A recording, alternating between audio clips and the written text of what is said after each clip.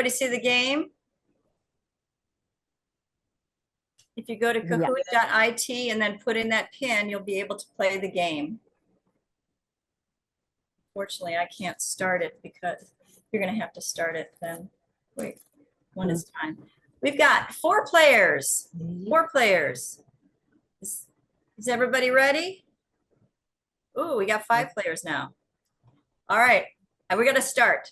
Can you give us a minute? There's a bunch of us here. Can you let people on? I can't though. I can't get to it. Thank you. Yeah. All right, we're gonna start because we have a lot to get through. Sorry. Okay, this is called being green. So what you're gonna do is put in your answer. First one, the founding conference. When was the founding conference of the Green Party in the U.S.? Was it 1993, 1932, 1972, or 1984? Where are you seeing those numbers? I don't see any. I'm not seeing those. Yeah, I'm seeing red, blue, yellow, and green. Yeah, you'll have to look on the Zoom screen to see the answers. You can see them on the Zoom screen? Oh, my time came up because I couldn't figure out what I was doing. Oh, okay. All right. It only showed squares and boxes. It didn't say any numbers. It didn't say anything. I think we should stop playing this game and get to what we're doing because anyway, it's not working. Okay, so I'm sorry about that. I assumed that people would do this on their phone and then to be in the Zoom so you could see. So it says I'm sharing the window that has all of the answers on it. I'm sharing that window. Well, I can you have to see it in the Zoom. So I can tell you what it is. Not everybody has a cell phone these days. The answer is 1984. Yep. Yep. All right, next one, true or false? You guys can just say it out loud. To join the Green Party, you sign up on the gp.org website. True or false? True. True. Well, actually, no. You got to sign up in your own state. Right. You got that one right. Okay. But it's all through the Green Party website, and if you click you want to volunteer or sign up, then it links you. You won't be part of the party unless you've registered in your state. Okay, true and false. True or false? All Greens consider themselves socialists. False. No. Everybody got that one right. It's true. There are people that feel that they're communists, capitalists, libertarians. There's all kinds of people in the Green Party. Some of us just believe we're Greens. Amazing. Yep. All right, and finally, how many Greens currently hold elected offices in the U.S.? 139, 287, 15, or none? I'm gonna guess 15. I'm supposed to put it. What do you think? It's either 139 or 287. And it is 139. Excellent.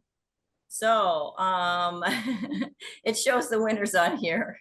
And the winner is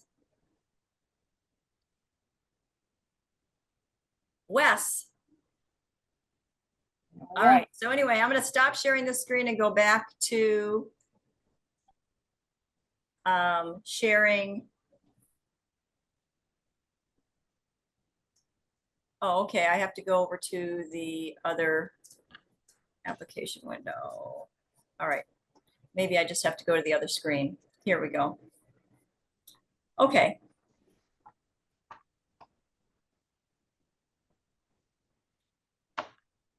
All right. So I wanted to find out, who Greens are. Who are Greens? I mean, we're called losers. We're called all kinds of things. We're called spoilers, tree huggers, old hippies. We're called all monikers I wear proudly. So me too. I just grabbed the first picture I got from the web of a state party, and it happened to be Pennsylvania.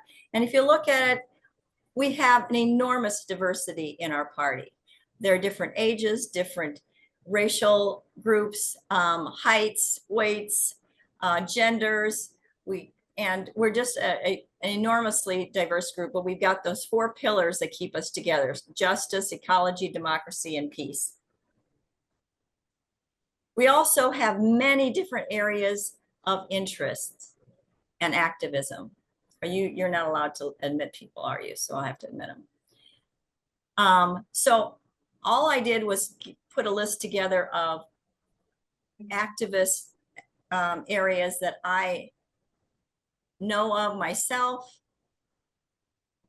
Uh-oh, I can't move this. Are you able to move the? That's low network bandwidth. Is that what it is? I'm not able to change my, okay. You just click it, right? I clicked it this way. Anyway, so there are many areas of interest, and if you don't see yours or ones that you know that should be here, let me know, put it in your chat. But under justice, I put affordable housing, homelessness, medical freedom, animal rights, LGBTQ rights, equal rights for women, racial equality, reparations, prison reform or abolition. Under democracy, there's independent media, ballot access, local politics, civil liberties, public transportation, free speech forums, and monetary reform. There are people that work on peace, anti-war, anti-nuclear, food not bombs, political prisoners, Palestine, GPACs, and Code Pink. And they're under ecology. We have environmental scientists, master gardeners, people who work on endangered species, forest preservation, natural health, organic farming, and local food production.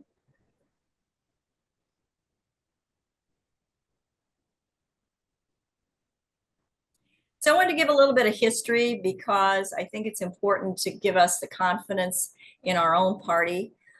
We were started in 1984, and I took most of this history from John Resenbrink's history that he has on the gp.org website. He was one of the co-founders of the United States Green Party and the co-founder of the Green Party of Maine, which was the first Green Party. And I also wanted to highlight Mike Feinstein's contribution in our history because there used to be at the very beginning 2 parties. One was interested in electoral politics, the Association of State Green Parties, and the Greens GPUSA was interested in only working on issues. So Mike Feinstein was the person that started trying to get these 2 parties together. He also established the Green Party, and he served as mayor of Santa Monica, California, and was on the city council there.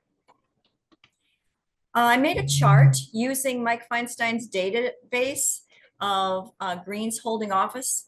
As it says, it's 139, although Barbara Dahlgren is also an elected official, so that's 140 at least. And I just went by 5 years. So my chart covers both odd and even years. And if you look at the very beginning in 1985, we had 3 Greens running and 0 wins. 1990, it was 21 Greens running with 9 wins. In 1995, 14 Greens ran with 3 wins. But in 2000, that was our first big year with 280 Greens running and 47 wins. That's a wonderful ratio. In 2005, we had 179 Greens running with 46 wins. In 2010, we had the highest with 363 Greens running and 53 wins. In 2015, it's 133 with 45 wins. 2020, even with the pandemic, we had 240 Greens running with 43 wins. And 2024, we had 103 Greens running with 16 wins. So they can't call us losers. As you can see, Maine has the highest number of people, Greens holding office right now. And as you know, they have ranked choice voting in Maine. We have 4 mayors, serving mayors, Michael Bagdas Canning in Cherry Valley, Pennsylvania. We have Elizabeth Orndorff Sayers, who's mayor of Wardensville, West Virginia. Bruce Delgado, who was mayor of Marina, California, and Peter Schwartzman, who's mayor in Galesburg, Illinois. But we have many Greens serving on all different kinds of boards, school boards, sanitation boards, library boards. We have people on city council, on county boards, and we also have a judge serving in Benton County, Oregon. Matthew Donahue serves as the 21st District Court judge there. We've had Greens in office for a long time. One of the Green legacies is Cam Gordon, who has left a legacy of longevity in the Minneapolis City Council, and he was also founder of the Minnesota Green Party. And obviously he was reelected many times, which shows a lot of confidence in the Green Party. We have had several presidential races to date, and I would say it's probably really 6, because the first one that Ralph Nader ran in 1996 was with our split party. So only the electoral group, or the group interested in electoral policy and races, ran Ralph Nader with Winona LaDuke. Now he ran twice. He ran in 2000, as you know. We had David Cobb running in 2004 with Pat Lamarck, Cynthia McKinney in 2008 with Rosa Clemente. And then we had Jill Stein ran in 2012 with Sherry Honkala, first time around as her vice presidential candidate, and Ajamu Baraka in 2016. Howie Hawkins ran in 2020 with Angela Walker. So we've had very few races so far in our short history. There are people that have left the legacy of running for office and inspiring others to run. So I wanted to highlight Peter Camejo, founder of the California Green Party, who ran for governor, but also inspired Matt Gonzalez, who ran for the San Francisco County Supervisor and won. He also served as president of that board. There are people that ran for office and established the party. That's a win in itself. Rich Whitney, candidate for governor of Illinois in 2006, won over 10% of the vote and awarded established party status in Illinois for 4 years. And that's when I ran for state rep, because I only had to get 800 votes, or 800 signatures to get on the ballot. So it was really wonderful. The 2010 campaign was my introduction to green politics as well. He was the first candidate that I petitioned for back in 2010. Cheryl McFarland, who ran for Secretary of State in Wisconsin in 2022, is the reason why we are able to run a Green Party presidential candidate in Wisconsin right now. As you know, Howie Hawkins was thrown off the ballot in 2020. So we were really worried about it. And Cheryl McFarland stepped up to run for Secretary of State and got over 1% of the vote. She was fired from her job for doing this. So it was a huge sacrifice on her part. She was an organizer for a nonprofit, and they told her, you either get off the ballot or we're firing you. And she refused to get off the ballot. So we really thank Cheryl McFarland for her sacrifice. There are people who run for office that have exposed fraud. Matthew Ho, U.S. Senate candidate in North Carolina for 2022, he exposed the fraudulent practices of the Democratic Party that was actually calling people up saying that they were the Green Party and that they should deny that they signed his petition. And so the court ordered the Democratic Party of North Carolina to pay the Green Party legal fees because of their egregious acts. I wanted to highlight international service that the legacy that at least one Green Party member has made. Tom Lindsay, who was candidate for Attorney General in Pennsylvania in the year 2000. He was the legal counsel for filing our National Political Committee papers with the Federal Elections Committee in 2001. So as you can see, we're not even 25 years old, according to the federal government. He also is a co-founder of CELDEF. I don't know if you guys know this organization, but it's the Community Environmental Legal Defense Fund, and they help communities fight back fracking and pollution by corporations by having natural rights. And he's helped the Ecuadorian people write rights for nature into their constitution. He also established democracy schools, and you can look this up on the web. Those are free. You can go through those yourself. We have green legacies in journalism. I don't know if you know this, but 2 of the 4 co-founders of the Black Agenda Report are Greens. One is the late Bruce Dixon. The other is Margaret Kimberly, who's going to be our keynote speaker at this convention. We have started movements. David Cobb was a co-founder and is still spokesperson for Move to Amend to try to change the Constitution so that corporations cannot be considered as people. And not to mention Gail McLaughlin, speaking of corporations, she took on Chevron, which is like half of that city of Richmond, California. When she was mayor, she forced them to pay millions more in taxes and to cut their pollution.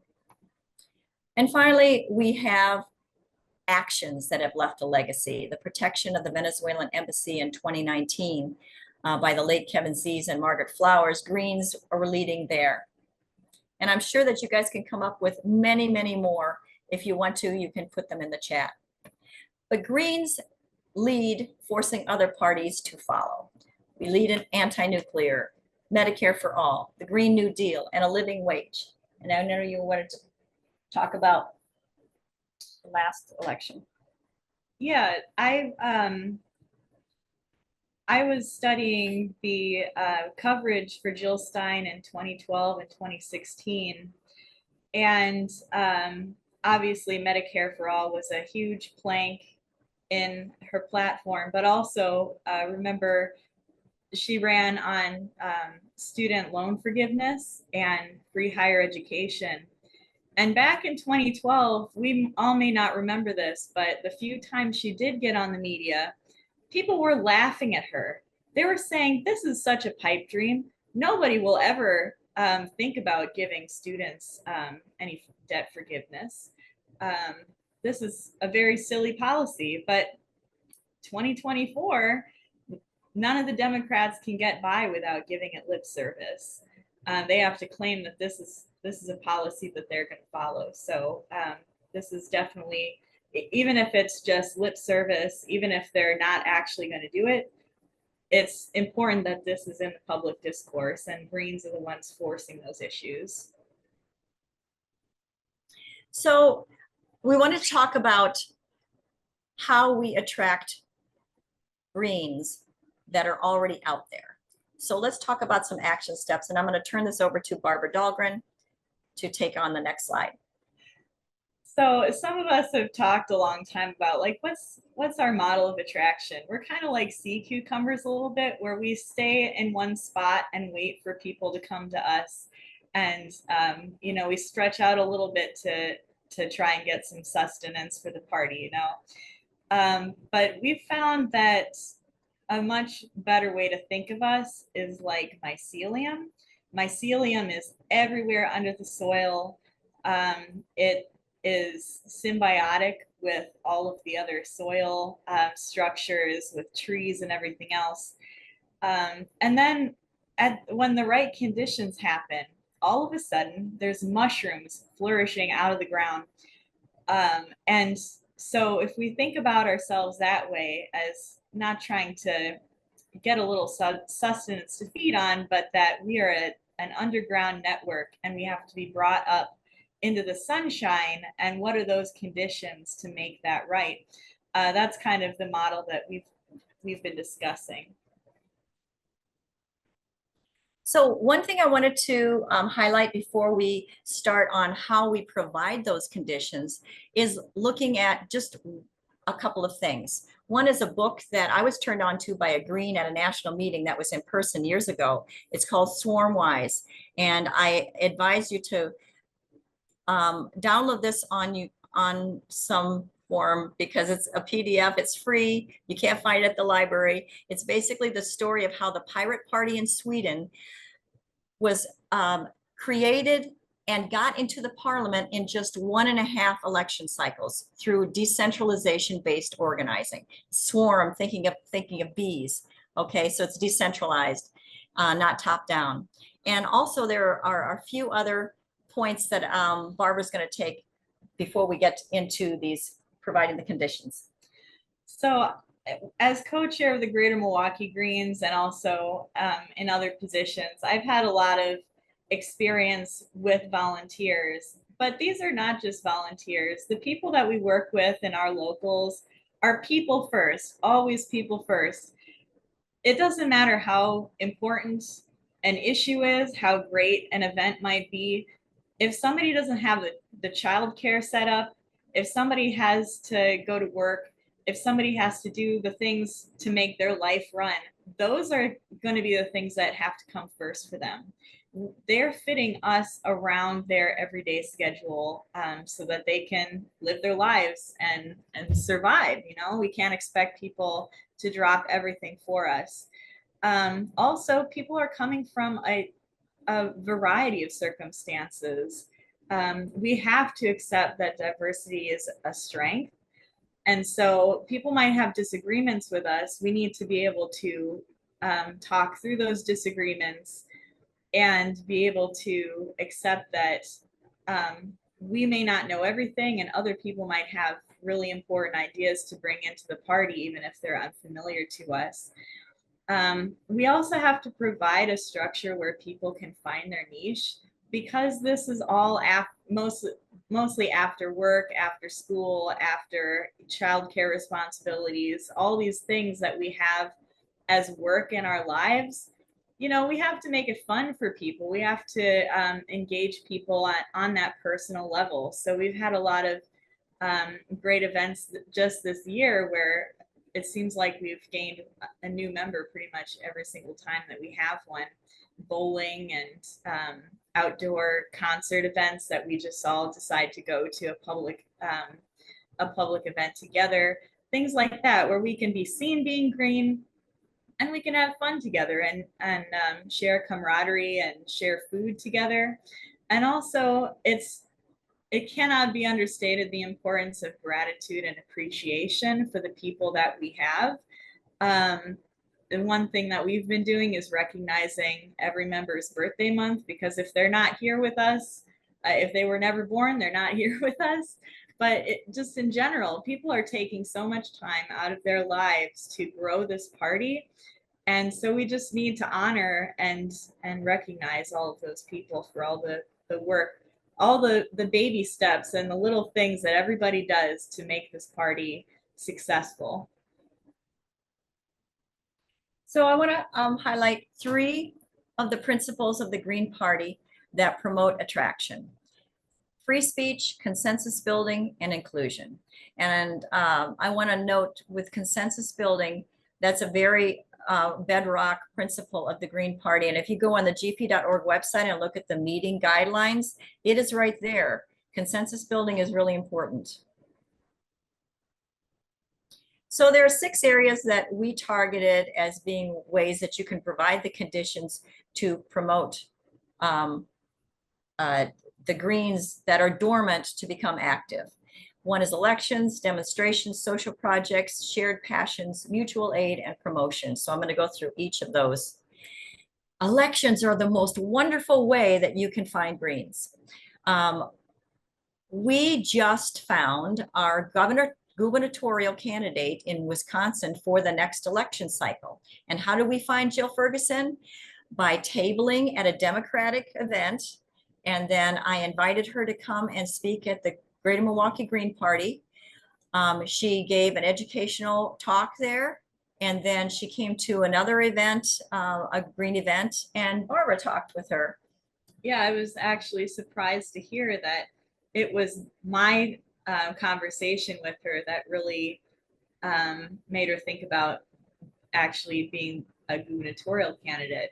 So you really never know through your conversations with all of these other activists in a variety of places if you're going to be the one that'll help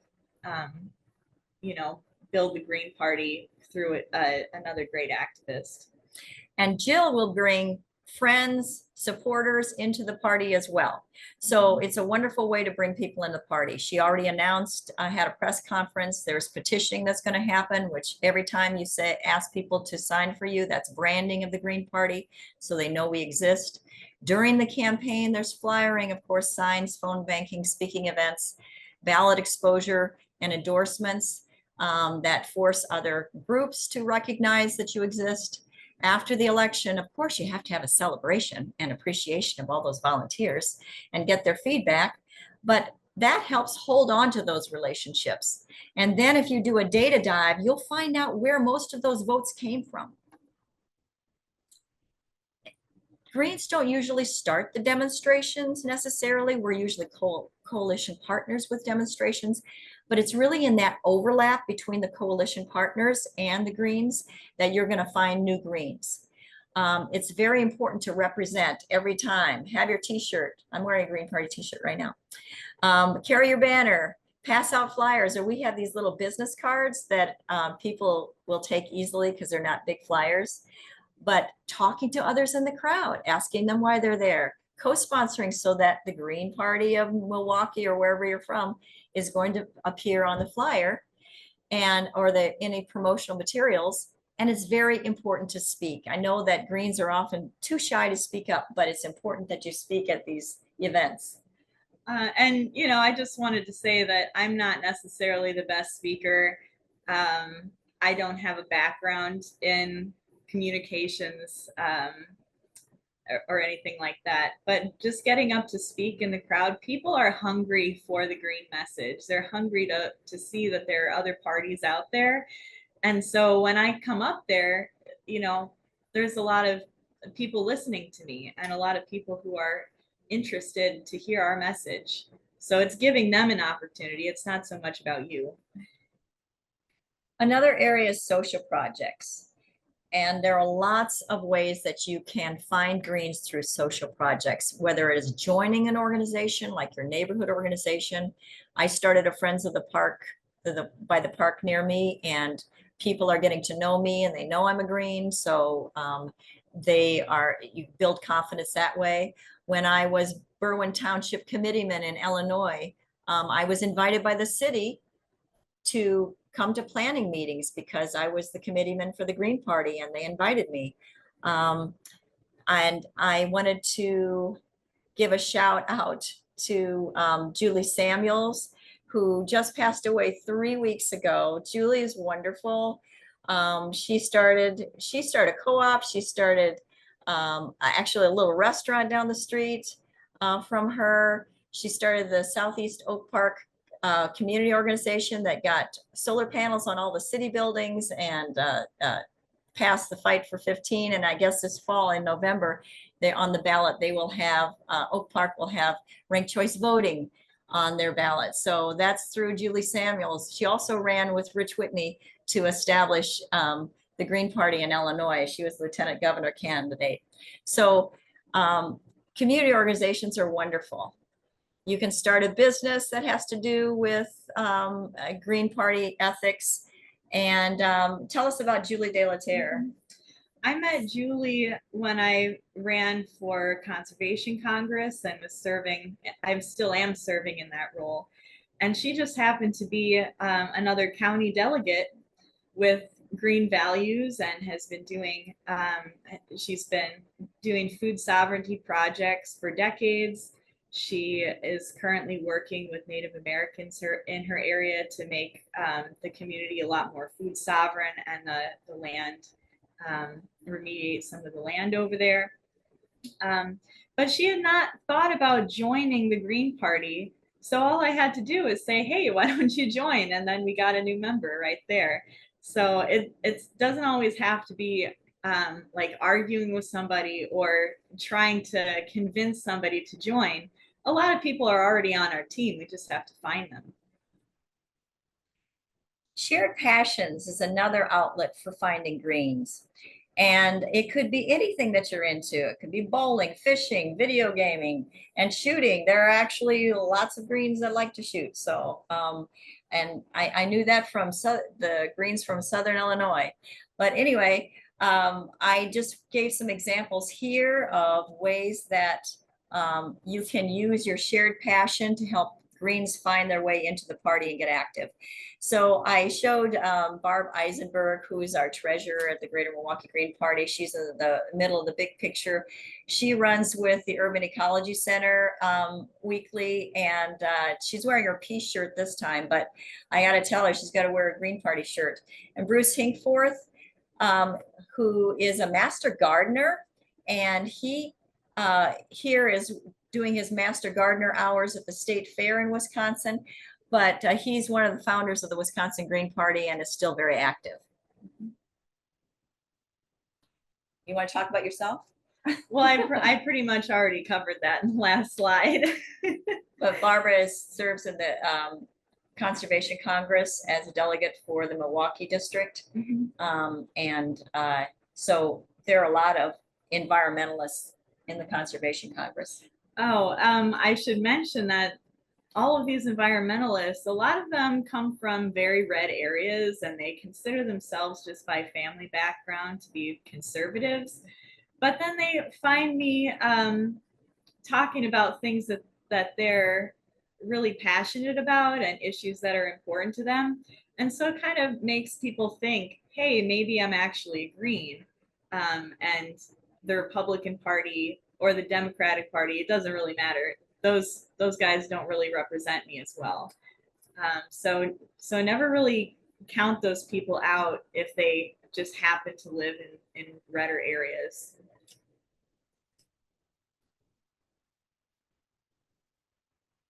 All right, another area we thought of was mutual aid, and this has to do with organizations that you're in coalition partners with, like Power to the People is an effort to municipalize the energy in Milwaukee, and that we're working with the DSA on that. Get the Lead Out is another coalition that we're working with to get the lead out of the water and to shut down the Milwaukee Secure Detention Facility. That was another effort. And actually, we found Cheryl McFarland, who ran in 2022 through that effort. So you could also join aid organizations, and maybe through your church or through a nonprofit or a homeless shelter or something like that. You can also, as we said, co-sponsored demonstrations, but I also wanted to talk about joining lawsuits for ballot access, because we did that in Illinois and we were successful in joining with the Libertarians to help our ballot access, at least to get on the ballot for governor. And George Mikowski, I'm always reminded of him when we're talking about people that go out and get to know their neighbors. George Mikowski runs the 50th Ward Greens, and he also is the 50th Ward committeeman for the ILGP. And he goes door to door annually with information about street sweeping and winter parking rules. And when he ran for the Metropolitan Water Reclamation District, he had enormous numbers of votes from the 50th Ward because they know him and they had confidence in him. And finally, promotion. How can you create the conditions through promotion? There's many ways through the media, of course, that you can promote the Green Party and get people to know that you exist. I know that Illinois has their weekly podcast. If you know of other shows, you can put that in the chat. There's a Green who runs a radio show here in Milwaukee at River West Radio. I table that. There's tabling, like I show myself tabling. That was at that Green Party, Democrat event. And there's avenues through just having public meetings. We can put a sign out there that says Green Party meeting, open meeting. We have ours at the library. And in Illinois, when I was secretary of the Illinois Green Party, we had a body billboards campaign where we gave out free t-shirts, but you had to promise that you would wear them at least once a week. So that was a way to get the word out. And also in Illinois, we did a banner drop on the first anniversary of the Ukraine war that said "Starve War, Feed Peace," and with the ILGP emblem on it. So there's lots of ways that you can, through promotion, promote the Green Party. And really, we're talking about a whole bunch of different types of undiscovered greens when we're talking about these conditions, but all of them will likely move up the chain of engagement if we create these conditions. So maybe somebody's voted green in the past, but they might become, they might join a local, they might start a local themselves or run for office or really become more of an activist the more that they see other people doing those things, because we're all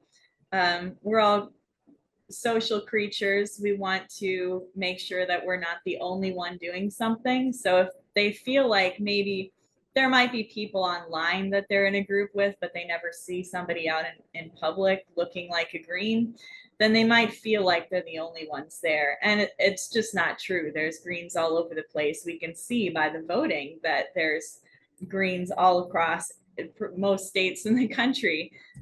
So we just have to bring them out and bring them together.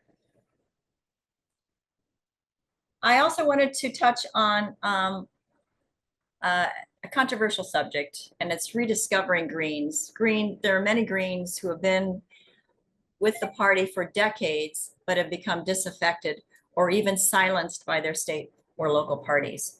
So I wanted to talk about, go back to those 3 principles that attract Greens: free speech, consensus building, and inclusion. And I want to talk about something that has been happening in the Green Party, which is the opposite. So I'm speaking from experience here. I said that I'm the co-chair of the Greater Milwaukee Green Party, but I am no longer a member of the Wisconsin Green Party. And that is due to a decision of 6 people.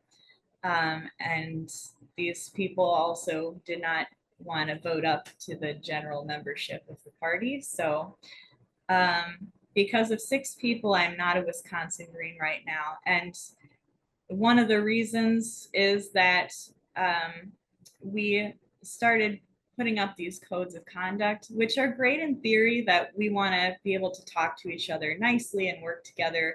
And we have language in there that helps us to do that. But when it's weaponized that so-and-so is not following this code to the letter, and it's all subjective language, of course, that only applies to somebody that is going to be canceled and not the people who are doing the canceling. They are doing all of the things that they're saying that the person they want to cancel is doing, but it never applies to them. And once that person is accused of doing something against the code of conduct, they can take that complaint and really sling mud at the person in all kinds of different forums without allowing that person to defend themselves or speak on the issue. The second problem is that we're moving away from consensus building, especially because of the digital controls. Now, Zoom has been amazing for us while we have not been able to be together in person, and so that we can talk with each other across the country. But the problem with Zoom is that if I feel like it right now, I can just click everybody out of the meeting. I can mute people. I can stop the chat. It's very top down, and we have to make sure as Greens that we don't use these tools in an authoritarian manner to silence people, because the old method of just going in a room together, you can't mute people that you don't want to speak. It's just not a thing that you can do. And so we have to be careful of these controls. And also, we've been using things like OpaVote and other voting software, which is great when you have an election with candidates. It's not so great when you're hashing out policy and you need to build that consensus. So, so we need to move back towards that consensus building. And finally, we have some intolerance and rejection of diversity. People may not think of it that way, that they see faces that are different from theirs. Just like that picture in the beginning, that we want to see as many different kinds of faces as possible so that we get all these different perspectives. But then when it comes to the perspectives and people disagree because of their perspective, authoritarians might disregard that and say, well, you're not a Green now. Nothing you ever did was green. You're canceled and out of the party. So we need to be very careful that we're not picking up any authoritarian tendencies and really spotting those out as we go, so that we can keep building with free speech and inclusion. And to anybody who's thinking, well, what if somebody joins and saying all kinds of things that are really against the principles and values. Well, I stand for those principles and values. They should be able to hold up to scrutiny. They should be able to hold up to other people's speech. So we shouldn't be afraid of somebody questioning our policies or saying things that we find distasteful. If our speech is better, then democratically, you know, the good policies should win out. That's kind of the point of democracy. So there are a lot of Greens that have branched out and have created forums where they can find other Greens that feel the same way, or they are looking for different ways to express themselves outside of the Green Party. And I'm just giving a few examples here of Green splinter groups. And, you know, there are groups that where the people are still in the Green Party. Some are not in the Green Party, but some are in the Green Party. And they're looking for ways to either change the platform or to hash these issues out. So how do we lure back former Greens? I think the first thing you have to do is acknowledge the terrible effects of the COVID-19 response.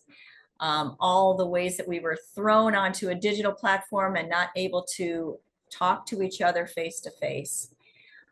We have to acknowledge the blackout in the media, that whenever the media talks about Greens, it is only to malign us, and that drags you down.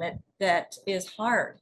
It's hard to deal with. And we also have to acknowledge that there probably is some infiltration, because there are forces that want to see us annihilated. And not to get conspiratorial about it, but we know that so many billions of our dollars every year go to the security industrial complex. So I feel like they could pay some staff to do whatever, to be in whatever organization they want. And of course, cancel culture that has gotten you don't disagree with people anymore and try to build consensus. You just cancel a person. So I think that we wouldn't need consensus building if we all agreed. There's no sense in having consensus building. So it's important to work with each other and to find common ground.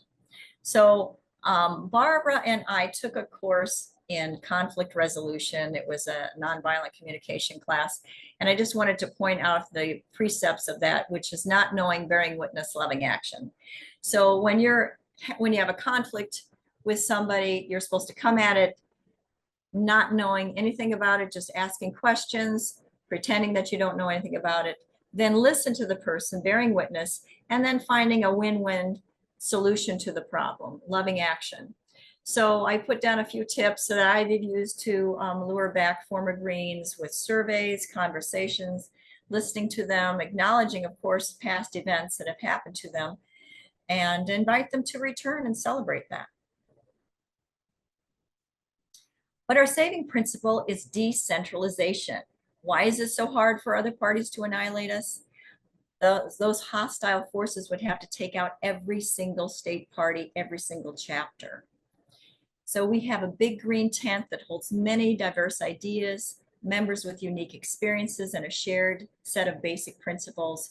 So it's important for our state parties to support green activities, trust our members, appreciate hard work. So in conclusion, I wanted to show the massive amount of green energy there is in this country. We have more than 50 green parties, and we have a statehood green party, DC statehood green party. I know that Vermont Greens are called something else, but I put their logo there anyway. But we have, I think, 2 Colorado green parties now, 2 Oregon green parties now. So there's lots of green energy, and I just think it's laughable when somebody like Justin Hinkle says he's starting the Jackson. Okay, Jackson Hinkle says he's starting the Communist Party of the United States. That there's all these third parties. They start the People's Party when they know that we are really the only national non-corporate alternative. And they know that we have a strength that can't be annihilated. Well, if you're really going to start a new party and say it's because the Green Party has a toxic name, what they just misunderstand is that if you're doing a good job, you're going to also get the toxic name. That's right. I would be shocked and horrified if the mainstream media started talking really nicely about the Green Party and try and figure out what we're doing wrong. So it's important to provide the conditions, use our green principles, and be heard, be seen, being green. And the missing part is you. So thanks everybody for listening. And if you have comments, now is the time. We're opening up for comments. So I'm going to stop sharing here so we can see all the chat. If you have questions also, you can put that in the chat. So let's see what we have so far. I hope that Henry can hear, because there was a concern about that earlier. Oh, okay. There are other green journalists like Ann Garrison with KPFA Pacific Public Radio. Thank you, Nassim. Love a business card idea. That's Henry Rose. Okay, so great. You can hear it, I hope. Green Party of California, Nassim says, uses palm cards that are a lot easier to give away. Hang on, new things are coming in and it's messing up the scroll that I've got. Hang on.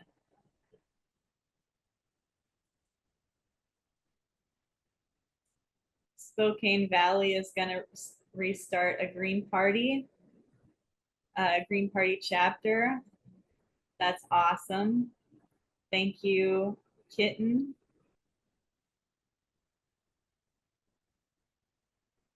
Jennifer says, sure, all those things. I don't know why it's hard to scroll through here. Do you mind if I borrow Sure. yours? I was right at the one you were saying. The only thing worse than being talked about is not being talked about. That's true.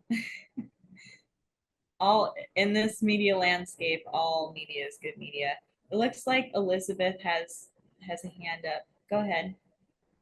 Oh, hi. I just wanted to say I'm thrilled about being green, and I love the idea of everybody shouting to everybody that we're green, and you know, and knowing people knowing us as the source that, you know, if there's somebody who's green, we would be the source for them to join the party.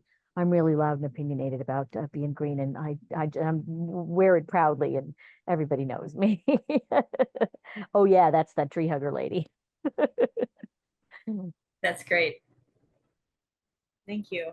And Elizabeth Green says that Jill Stein has seen an advertisement offering $65,000 to infiltrate the Green Party, and there's links to that.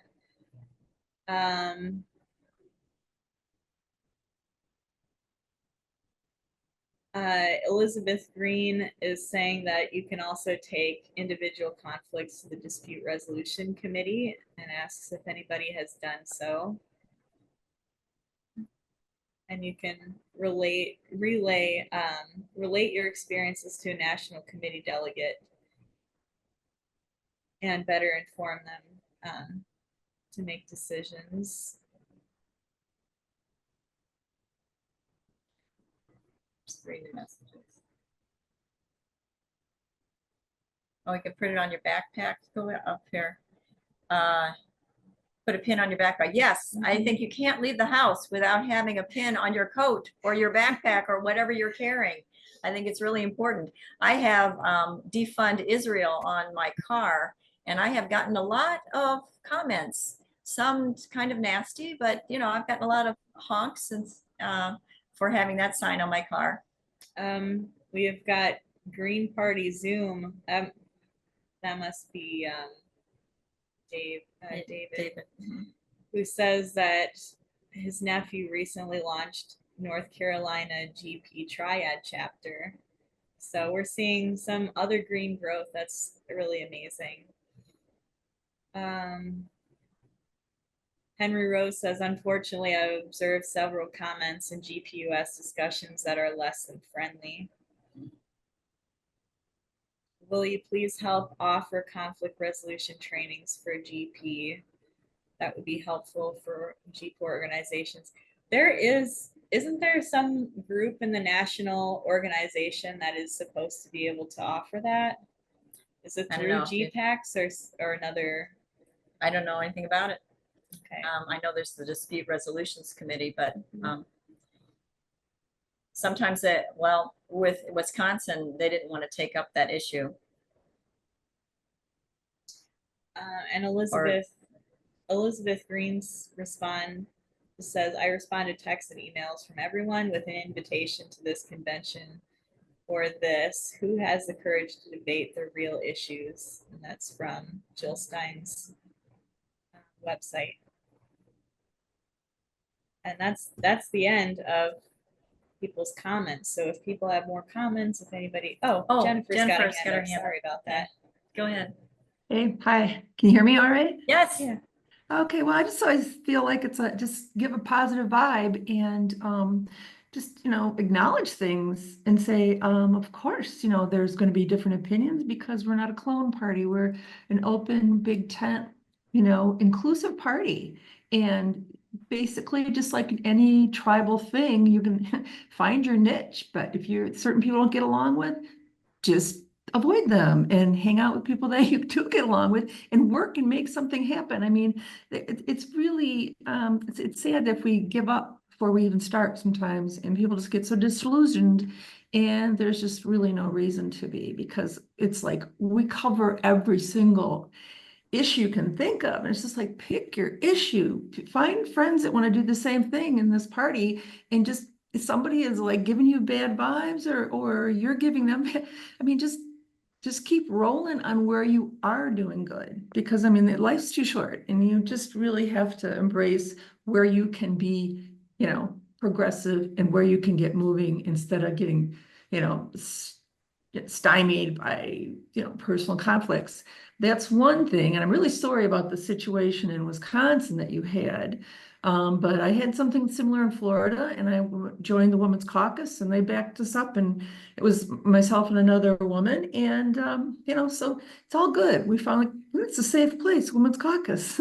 And, I'm getting along better with the Greens now, but there was a situation years ago that it was like a male chauvinist thing, I think. But just, to conclude, just throwing out what we've done, I'm in a local that started in 1996 and it's been a continuous Green Party since then.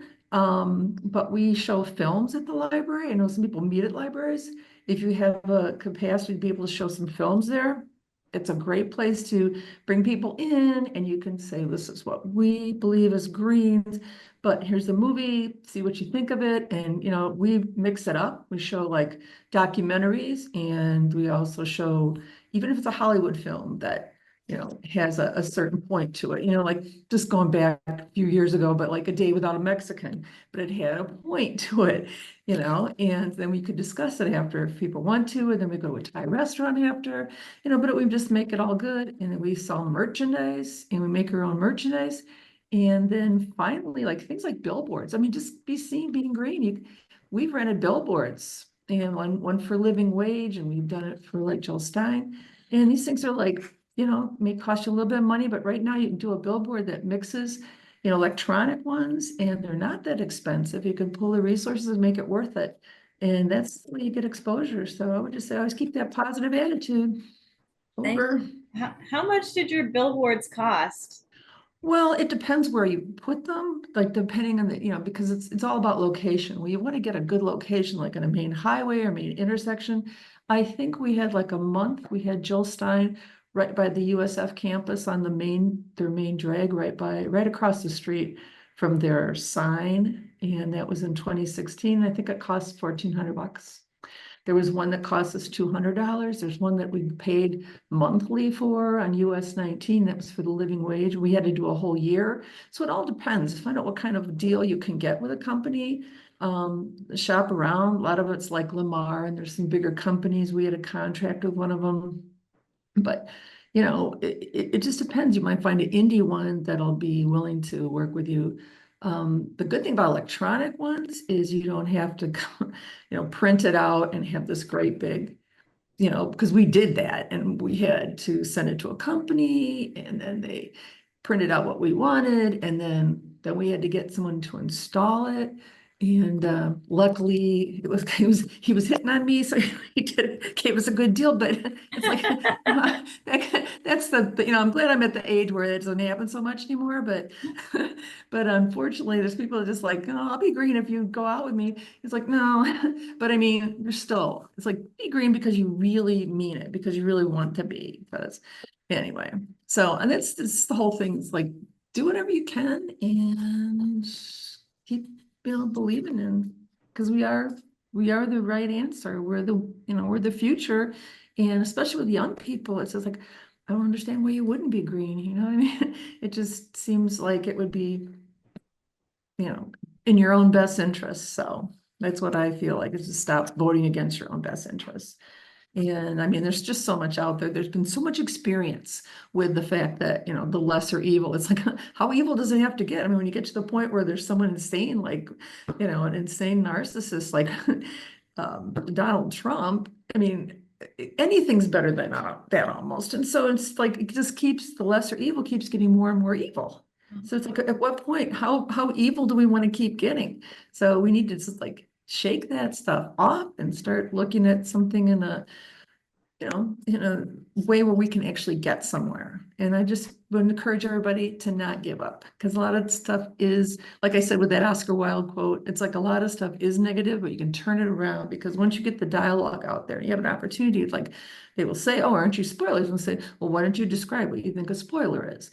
And then ask the question back to them and let them say, oh, because of this, and then you kind of rehearse it, do elevator practicing or something, where elevator speech, where you can come back, think like, oh, okay, I know what they're going to say, so now this is what I'm going to say, and just keep it positive and don't make it like confrontational. And because you catch more flies with honey, so we want them flies, right? Okay, well, you're doing a good job. This is real good. Thank you. Thank you. Thanks, Jennifer. I don't know if we can keep going because it's past 3 o'clock, but I see Do we have Nassim. time for one Do we more, have Ann? time for one more? Thank you. I actually just wanted to drop that link if anybody's interested to click on it. This was a really interesting study done by Lee Drutman, who is a national proponent of proportional representation. And he was trying to show the divide between the parties and what their constituents believe. It was a shocking revelation to me. If you scroll through and look at the data, they use the political compass as a platform to try to identify the political philosophies or political leanings of folks that they interviewed. This was done on 2016 election, so between Clinton supporters and Trump supporters. And amazingly, if you're familiar with political platform, political compass, you know that we Greens, our representatives really fall in the same area on both social scale and economic scale or authoritarian scale. But interestingly, a lot of Democratic or Clinton supporters, a lot of Democrat voters are falling to the left of us. It was really interesting to see that. So to your point of where do we find people who support our values and policies, they are everywhere. They're around us. They just don't know how green they are. And that's an education I think a lot of people can benefit from if we advocate for them to take the political compass test. Almost everybody I ask who's a Democrat and they take the political compass test, although it's not perfect, they find themselves in the green area and far, far from any of their candidates. So please check out that article. It's really interesting. Thank you, Nassim. Well, we've come to the end of our time. And I don't see any other hands up. Okay. But thank you all for coming and joining us here today to talk about this. So anyway, again, my name is Rita Maniotis, and I'm Barbara Dahlgren. and I'm hoping that you guys will enjoy the rest of the convention. Thank you.